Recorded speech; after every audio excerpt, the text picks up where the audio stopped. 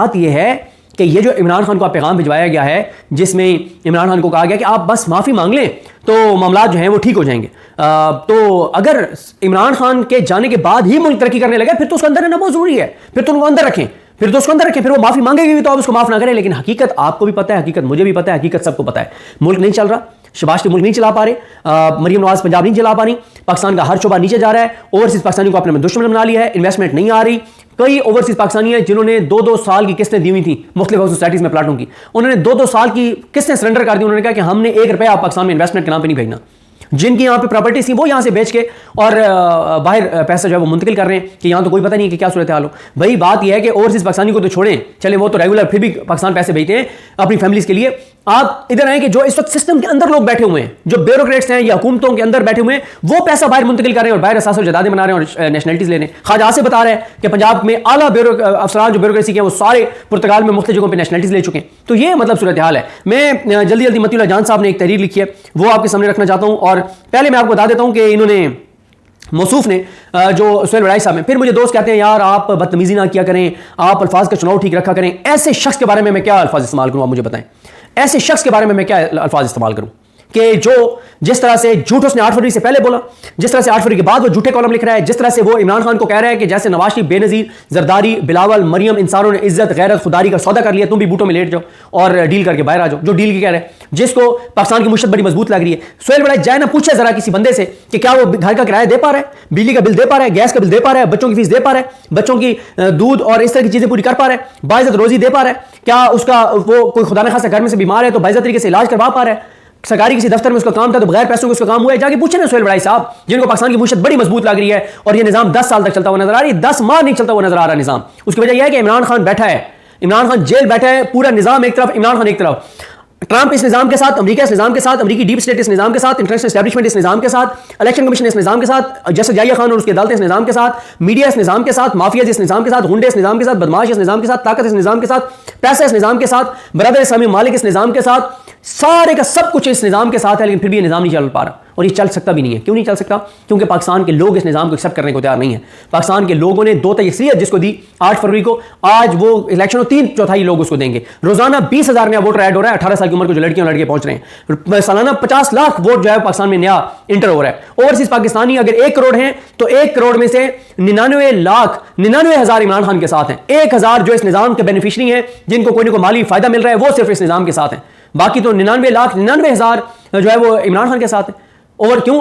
کیونکہ وہ اپنے ملک کو آگے جاتا دیکھنا چاہتے ہیں، وہ اپنے ملک سے محبت کرتے ہیں، وہ اپنی دھرتی سے محبت کرتے ہیں، وہ اپنے وطن سے محبت کرتے ہیں، وہ اس مٹی سے محبت کرتے ہیں جہاں ان کے آباء و اجداد دفن ہیں. جو چاہتے ہیں کہ پاکستان بھی ان ملکوں کی طرح ہو جائے جہاں قانون کی حکمرانی ہے، جہاں پہ عزت ہے، جہاں خودداری ہے، جہاں غیرت ہے، جو فیصلے ملک اپنے فیصلے خود کرتے ہیں، جہاں سیکورٹی ہے، جہاں جان و مال کا تحفظ ہے، جہاں باعزت روزگار ہے، جہاں بچوں کی کا تحفظ ہے. وہ ان ملکوں کی طرح اپنے ملک کو بھی اوپر آتا دیکھنا چاہتے ہیں. اس لیے ان کی عمران خان سے محبت ہے.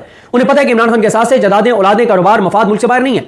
عمران خان کا جو ہے وہ باہر والوں کو وہ نہیں کرنا چاہتا. اور اگر اس کے بچے پاکستان سے باہر ہیں تو وہ یہ نہیں ہے کہ وہ ان کو یہاں لا کے اور اقتدار ان کو دینا چاہتا ہے. وہ اقتدار اپنی اگلی نسلوں میں منتقل کرنا چاہتا ہے. اس نے تو اپنی بہن کو کوئی سیاسی عہدہ نہیں دیا. اس نے آج تک اپنے بچوں کو سیاست میں انوالو نہیں کیا.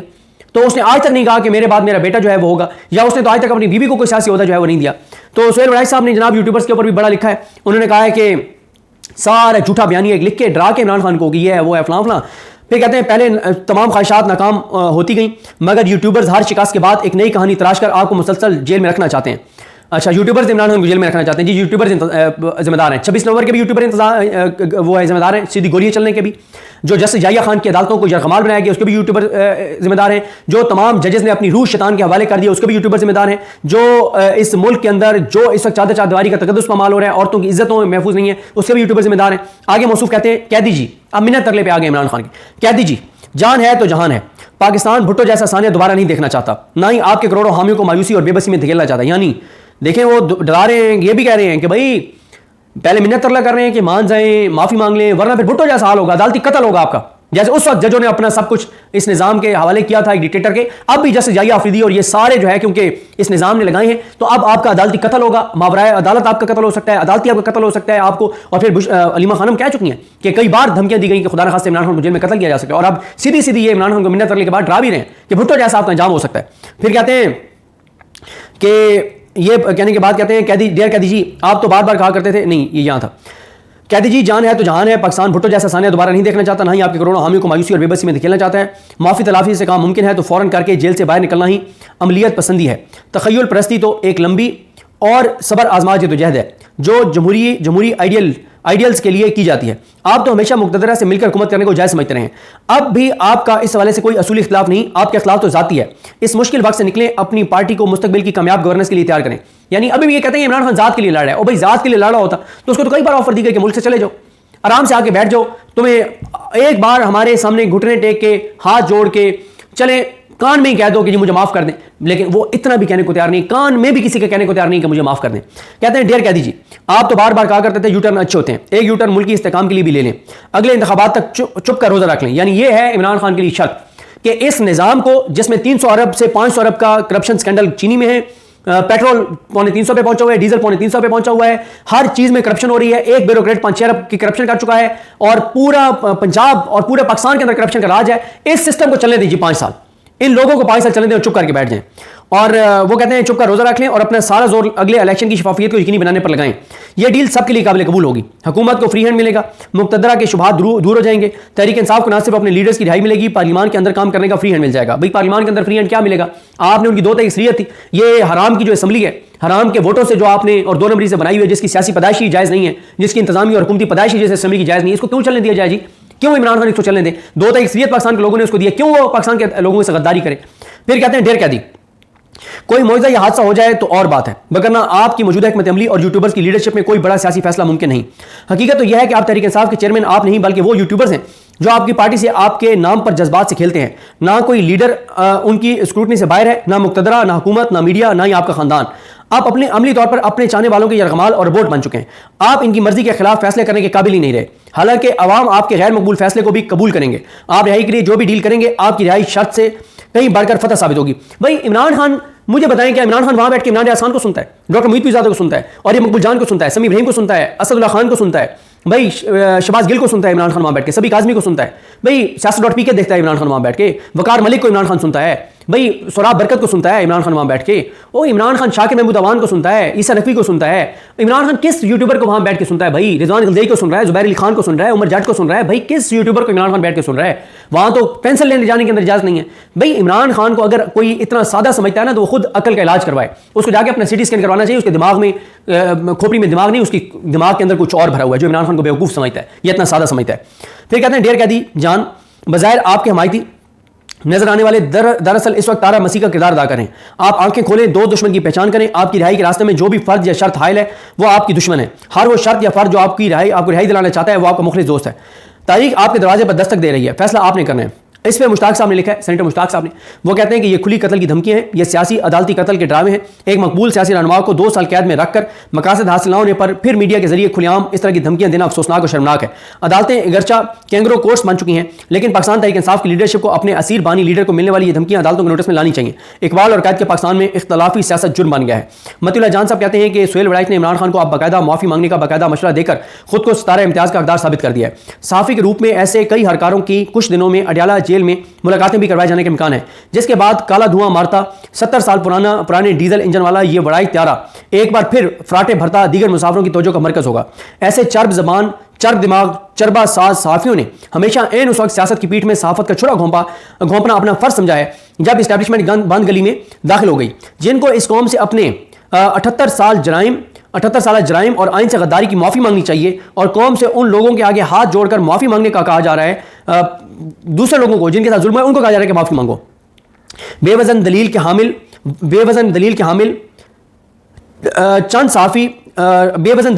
وزندار چند صحافی لوگوں نے اپنے اور دوسروں کے لیے ہمیشہ اصولوں کی کوہ پیمائی کی بجائے بزدلی کی ڈھلمان کا انتخاب کیا ہے، مگر مقصد پورا ہو گیا ہے. ایک بحث چھڑ چکی ہے جس سے پارٹی اور عوام میں تقسیم کا عمل جاری ہے. ایک فیلڈ مارشل سے ملاقات کیا ہو گئی؟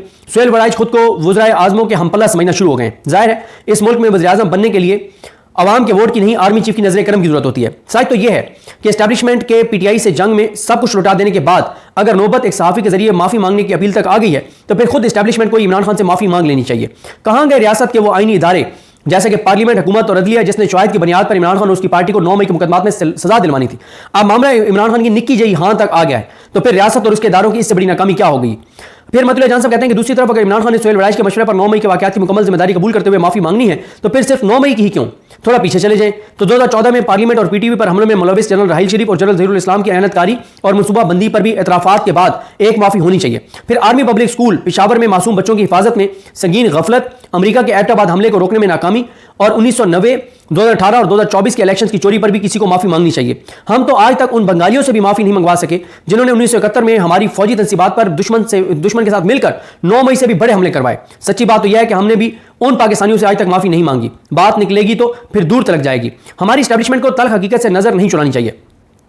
2018 से पहले उसने जिस तरीके से पीटीआई और उसके नौजवानों को नवाज हुकूमत के खिलाफ इस्तेमाल किया और 2018 में अपनी वर्दी का रोब और वकार खोया, उसके बाद इस नस्ल के लिए सियासी मुखालफिन और बावर्दी मुखालफिन में फ़र्क कैसे बरकरार रह सकता था। ऐसे में यह कहना गलत ना होगा कि 9 मई की असल वजह 25 जुलाई है। 5वीं नस्ल की हाइब्रिड जंग के लिए तैयार इन नौजवानों ने फौज को अपना दोस्त या दुश्मन ही समझा है। फौज के अंदर वर्दी की हुर्मत को लेकर सख्त हदायत दी जाती हैं। बाजारों और दीगर अवामी जगहों पर बावर्दी अफसरान को अवाम में घुलने मिलने की इजाजत इसलिए नहीं दी जाती कि वर्दी की इज्जत और उसका रोब खत्म ही ना हो जाए। मगर क्या हुआ कि चंद सियासतदानों, साफियों और नौजवानों के जहनों में रवायती सियासतदानों के खिलाफ ISPR में नफरत के बीज बोए गए। फौज के इस सियासी किरदार को लेकर पीटीआई के लीडरान और वर्करों का फौजी तंसीबात को अपनी एहतजाज का हदफ देखना और बनाना एक मुजरमाना मगर कुदरती फेल था। फौज सियासत का दरवाजा खटखटाए बगैर अंदर दाखिल होगी तो सियासत फौज के दरवाजे पर दस्तखत तो देगी। बांग्लादेश में क्या हुआ, वही जो गैर मुंतखब हुक्मरानों के साथ होता है और होना चाहिए। इस सारी सूरत हाल में माफ़ी तो सबको कौमी तराने की धुन पर मिलकर मांगनी चाहिए। साफियों का काम अपनी तारीख को मसक करके सियासतदानों से माफ़ी मंगवाना नहीं बल्कि मुल्क, कौम और आइन के गद्दारों के खिलाफ कौम को यकजा करना है। इमरान खान का इतराफ़ किया मतुल्लाह जान साहब ने, इमरान खान ने जिस जवां मर्दी के साथ जेल काटी है, ऐसी जेल का हमारे जैसे साफी तस्वुर भी नहीं कर सकते। हम तो 3 दर्जे के मुसलमानों के बारे में हमने तो मुसलमानों के 3 दर्जों के बारे में सुना है। एक वो जो ताकत से बुराई को रोके, यानी मुंतखब हुकूमत और जो है वो ताकत से बुराई को रोके। दूसरा ये शायद सहाफ़त के लिए मुनासिब है कि दूसरा यह है कि आप ज़बान से बुराई को रोकें और मतुल्लाह जान साहब कहते हैं कि ये शायद साफ़ियों के लिए, साफ़त के लिए। तीसरा दर्जा वो है जो कमज़ोर तरीन है, यानी जो बुराई को दिल में बुरा जानकर खामोश रहे। आम हालात में साफ़ी अपनी कलम और ज़बान की ताकत से बुराई को बुराई कहने की पोजीशन में होता है और जो दूसरे दर्जे का मुसलमान हो सकता है। मगर अब ऐसे साफ़ी को किस दर्जे पर रखा जाए जो अच्छाई को बुराई यानी हक को नाहक बोलना और लिखना शुरू हो जाए, और उसके लिए दलील भी थे। सुहेल वड़ाइश जैसे साफ़ियों और शबाश शरीफ जैसे सियासतदानों के लिए कोई नया दर्जा ईजाद करना पड़ेगा। वड़ाइश साहब ने इमरान खान की मुस्तकिल मिजाजी का क्रेडिट इसी तरह यूट्यूबर्स को दिया जिस तरह 2024 का अवामी मैंडेट पीटीआई के बजाय शबाश शरीफ की झोली में डाल दिया गया था। सुहेल वड़ाइश जैसे सीनियर साफ़ी अपने तजिए में यूट्यूबर्स को जो क्रेडिट दे रहे हैं उसकी वजह उनके अखबार और ऐसे इदारों की गिरती हुई साख ही होती है। साख ही तो है। जिस मुल्क में टेस्ट ट्यूब सियासतदान और सहाफ़ी मुआफ़ी के जुड़े हाथों के साथ इस दुनिया में आएंगे तो वहाँ लहराते घूसों के साथ यूट्यूब सहाफ़ी ही खबर और तजियों का काबिल एतमाद जरिया होंगे। ख़त्म शुद। ये मतुल्लाह जान साहब ने लिखा है और ये कुछ तफसीलात थी। और इमरान खान से अब मिन्नत तरला किया जा रहा है, एक माफ़ी, एक बार कह दें मुझे माफ़ कर दो, ताकि हमारी ज़िद, अनाद, तकब्बुर और गरूर को कोई तस्कीन मिल सके और सिस्टम को आगे चलाया जा सके। क्योंकि ये बात तो तय है कि इमरान खान को माइनस करके ये निज़ाम नहीं चल सकता, पाकिस्तान नहीं चल सकता, पाकिस्तान के इदारे नहीं चल सकते, आवाम के लिए कोई खुशहाली नहीं आ सकती। क्योंकि जिन लोगों को लाया गया ना तो इन्होंने आवाम ने इनको वोट दिया, ना ये आवाम का सोचते हैं। इन लोगों के असासे, जदादें, औलादें, कारोबार, मफाद, इलाज सब कुछ पाकिस्तान से बाहर है। ये बाहर का सोचते हैं, ये पाकिस्तान और पाकिस्तानियों का नहीं सोचते। मुझे अपनी दुआ याद रखें। अल्लाह सबका हामी नासरो। अल्लाह हाफ़िज़।